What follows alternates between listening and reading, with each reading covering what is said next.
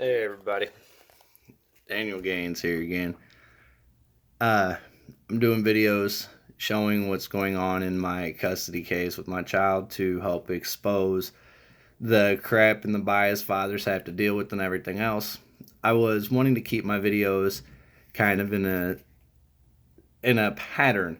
Like thus far I've talked about the parental alienation. My intent next was to show the restraining orders throughout the years, well, the restraining order attempts, I should say, throughout the years to prove that the alienation is not just a fabricated claim, that it really is the case. But I'll get into that whenever I do that video. I'm interrupting that because not too long ago I checked my email, and before the end of the day in Washington, I had received an email from the CPS attorney where he told me that there's a cease and desist order motion that's been filed. So we're going to go over that just because I find it interesting that the links they're going to, but we'll get into that as we go. Let's go through it. Sorry for my hand being in front of the video. As you can see, motion directing father to cease and desist.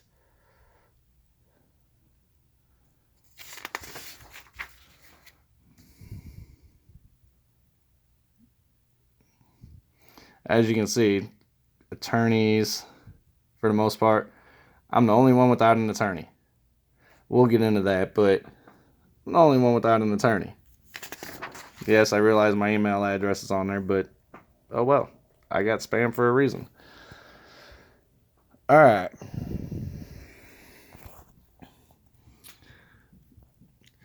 Comes now the blah, blah, blah.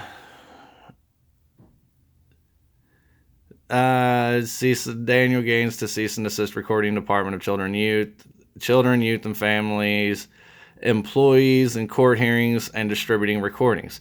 Now, never once was it stated, confirmed nor denied, about me recording anything to do with court hearings. Never have I said I was or anything to that effect, but yet they put it in this document. Kind of interesting. But anyway, it says 3/6/20 dependency petition was filed as to my child. The parties listed on the petition are mother, Juliette Parker, and me, Daniel Gaines. CPS had contact with me on 2/21 where I was allegedly making threats to slander the CPS social worker's name, contacted media, and advised that because he is not a resident of Washington, he does not have to follow Washington state laws.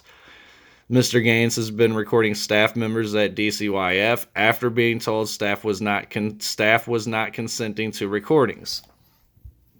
Now, I never said I didn't have to follow Washington laws. I just said I live in the state of Missouri where the laws when it comes to recordings are different.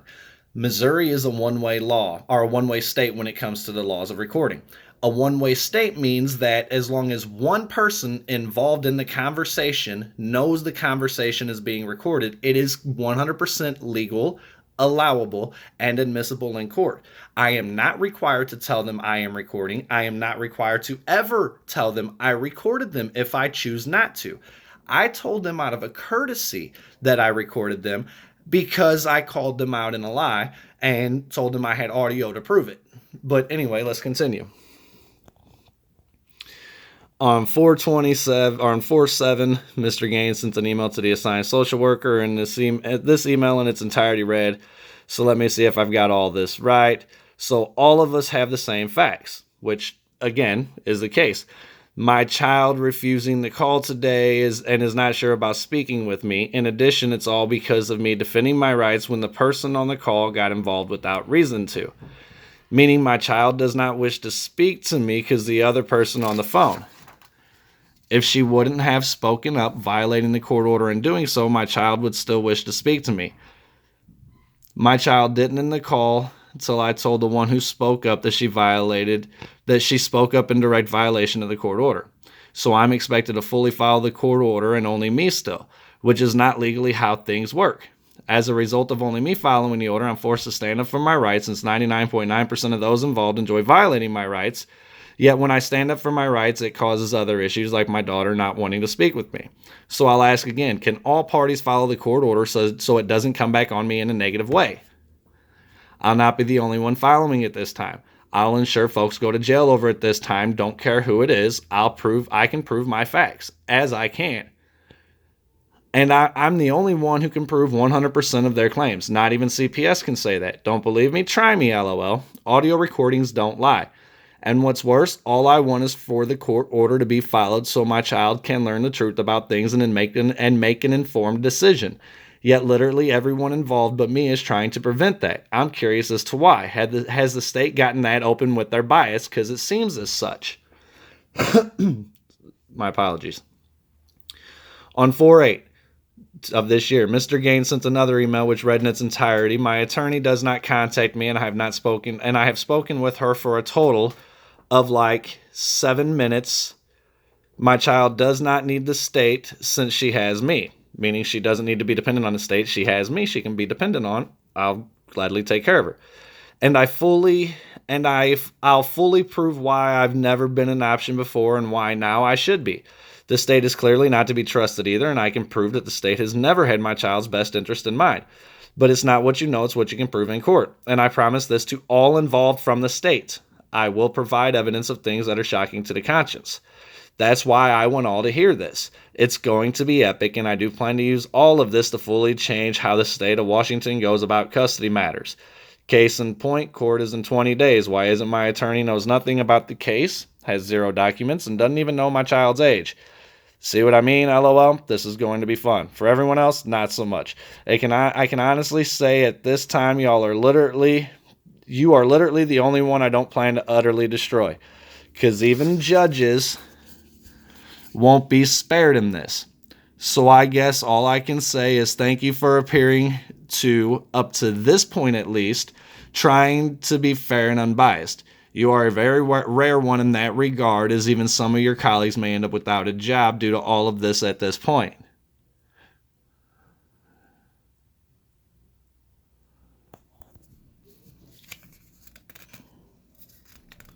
As far as this comment here, since people are going to make comments, not subject to Washington laws, that's in regards to the audio recordings, which, again, I live in the state of Missouri. I'm subject to Missouri laws, and my audio recordings happened in my home.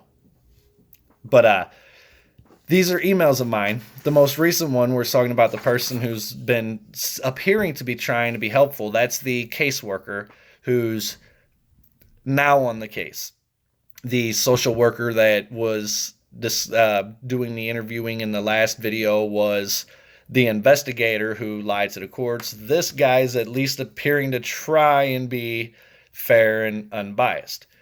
I'll be the first to admit I can be a bit of an asshole, but I'm only an asshole if you push me to be one. I try to be fair and courteous and respectful to everybody at all times. If you make me be an asshole, I'm going to be an asshole. When it comes to this, I do have a bit of a hot head on things at times. I've been dealing with this for almost 17 years now, and I've been getting screwed over for almost 17 years. So that's why I get a bit hot-headed, and that's why sometimes I spout off at the mouth with things. But I don't ever make a single claim that I can't back up. Every claim I make is factual and based off things I can prove. But let's continue. Another email, part of one says, as for my threat of going public and costing folks their jobs, those comments still stand, clearly. I've also begun posting information publicly, as y'all know. No worries, my child's name has been redacted from all documents and such that I'll be releasing.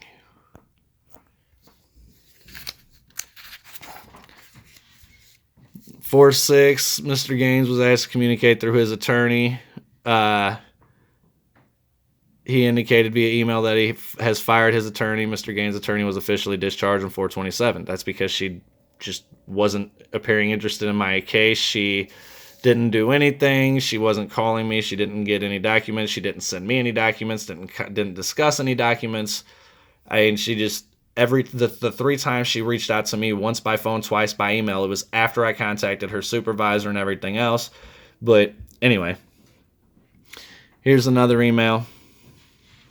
They said the address of Stephen Chile that they don't know who it is. That's Juliette's attorney. I find it funny that they don't know who Juliette's attorney is, but anyway. Says, here's another email of mine that I sent. And this is the one that, well, it'll speak for itself. Says, I, Daniel Gaines, am sending this letter to all involved, knowing full well it has a potential to ruffle some feathers. However, it is sent in good faith and is intended to try and keep things fair and honest, which it really was sent in good faith. I was trying to be upfront and direct about things and let them know the type of crap they're about to have to deal with. But here we go. I feel there is need to do this due to the history of the case we are about to embark on. I will lay out the case of both Mr. Gaines and Miss Parker. I will go into detail in some areas and others I'll wait. Basically meaning I'll wait with some of my detail because I'm not going to give 100% of everything that I'm going to say in court, so I have to leave some stuff out. But it says others will wait. I'll start with Mr. Gaines in spite of fairness. Mr. Gaines is alleging that Miss Parker has, with intent, alienated him from his child. He also claims Miss Parker is a flight risk and has more than once left jurisdiction or sent the child out of jurisdiction on more than one occasion to prevent and block access. Mr. Gaines also maintains that single accusation of domestic abuse is false, at least in the way she tells it. But I'll get into that in my next video whenever I go over to restraining orders.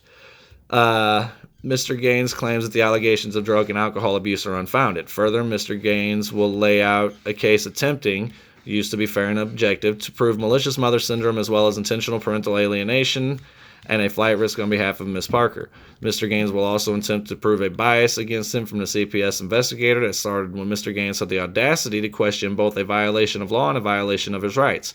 He also alleges the courts have shown a clear bias against fathers that the state is known to engage in, which is, I'll be citing cases in court in that regard, but that's for court. Case after case can and will be cited if needed to this regard, as well as the state. In regards to Miss Parker, her case will largely hinge on a few bigger claims, along with a few smaller ones. Those will be first and foremost the allegation that she was pushed/thrown down the stairs when she was 7.5 months pregnant. What Miss Parker won't state is that the transcript from Mason County from the 2015 hearing will show how she, under oath, changed her story 3 times in less than a 5-minute time span. One of her other big claims will be to attack my military service. First, it will be asked what that has to do with the ability of Mr. Gaines to parent a child, but will then be used to try and attack the character of Mr. Gaines. That will be a challenge, as their own documents will be providing a majority of Mr. Gaines' evidence of his claims. They're going to try to go after my military service. She makes up lies about things, but again, court's going to be interesting. Drug and alcohol abuse will be one of the final big claims leveled against Mr. Gaines. This is the newest allegation to be made, as it was not made at all until the 2015 hearing. It was part of her order of protection that the courts kicked right away due to the issue of 8 years of no contact before these allegations were ever made for the first time. Notice that. 8 years of no contact, but she knows I'm on meth and I'm an alcoholic. She will also claim Mr. Gaines, with intent and due to his own actions, chose not to be a part of his child's life. This will prove to be the most difficult of all claims due to the documents already filed by CPS with the courts. It is an impossibility for the minor child to know from any type of personal experiences of any of the things stated to CPS according to those documents. And the definition of parental alienation is a form of emotional child abuse where the custodial parent belittles or vilifies the other parent to the child. Also shown in the documents is the malicious mother syndrome that will again be difficult to explain. The definition of that is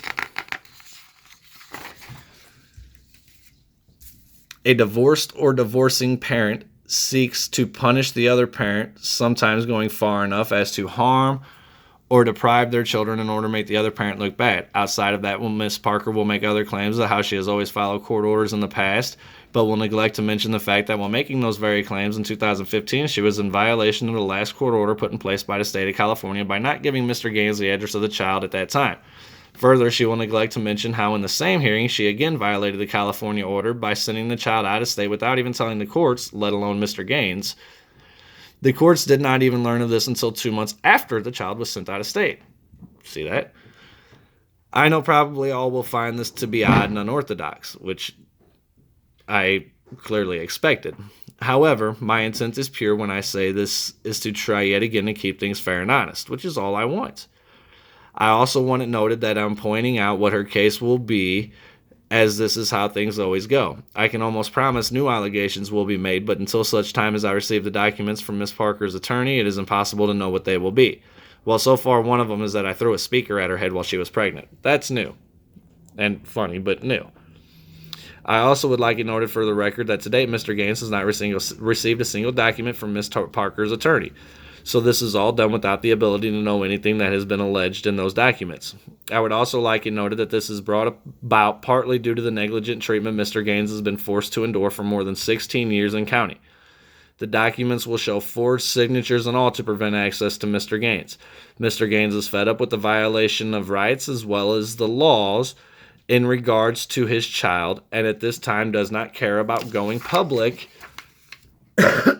Pardon me. Does not mind going public during all of this to ensure fairness. In his own words, you cannot threaten to send somebody to hell when you put them there almost 17 years ago and never let them out since. And never let them out since. Should have been haven't let them out since. That threat loses its effect after that many years. One final thing is Mr. Gaines is not an attorney. He is unable to give legal advice. And I'm not an attorney. However, a friendly tip is more than legal in any situation. As such, due to the nature of what this case is likely to become, Mr. Gaines would like to advise all parties to check into the history of this case. In that regard, Mason County Courthouse should have the documents from all other states. Those documents, as well as the transcript from Mason County, will be useful. It will also be worth it to check into possibly getting the transcripts from Monterey County, California, from the case regarding Parker v. Gaines, as some of that info will also prove vital. Thank you and have a wonderful day.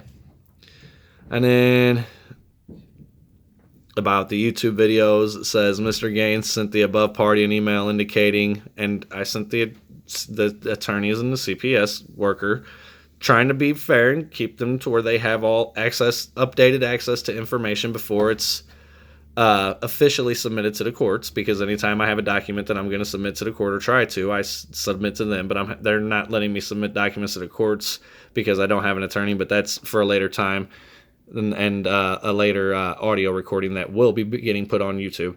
But this says, Mr. Gaines sent the above parties an email indicating the first of my audio recordings has been released publicly. It is being uploaded as this is being sent. All my audio will be made available to all parties in due time. However, if any of the attorneys want early access to the first to have time to work on their excuses around what can be heard, simply let me know and I will give you the link to the video. Mr. Gaines included a media outlet on this email. And yes, I included a media outlet on the email. I did it deliberately. And I did it knowing it would be seen.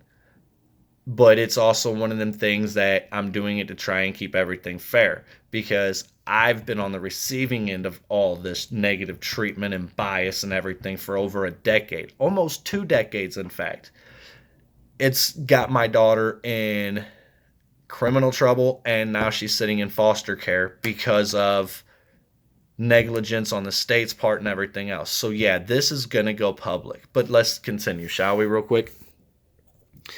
And then it says enforcement case number, blah, blah, blah. Mr. Gaines has been told repeatedly not to record staff, and this was brought up at the initial shelter care by the department as well. It was mentioned, however, the judge never said a word, because I stated that in my state, it is a one-way state, and it is legal for me to do so, so it was never mentioned by the judge at all. Nothing was ever said. Even the CPS attorney, Miles Russell, was talking about I needed to get audio to everybody, and blah, blah, blah. Never said a word about not doing it or anything else. However, the department is requesting an order from the court asking Mr. Gaines to cease and desist in his recordings of department employees and any court hearings, as well as posting recordings of department employees recorded without consent on social media. Now, again, never said I was recording court hearings or anything else. I can get the transcripts to all that, so I don't need to record that. But again, that's what they put in the document. As far as recording conversations with them, if they don't want to speak to me over the phone, they have my email address. See, part of the problem is at one point they sent a document to me a court document letting me know of a court date of all things that and the initial court date that I needed to be a part of that would have screwed me had I not been a part of. They sent that certified mail to Juliette's address in the state of Washington, knowing I live in the state of Missouri. And they did that deliberately because they had my address and everything else. And now they want to make up lies and get their panties in a bunch because I'm calling them out on it. Okay. Court's May 18th. So May 18th, that night I'll be doing another video for sure. Let y'all know what the judge said. I won't have an audio recording for anybody or anything, but I'll be telling you what the judge said and hopefully enjoying a laugh with people about the court order that they're going to try and put in place. And yeah, it's whatever. But all right, y'all. Have a good night. Peace.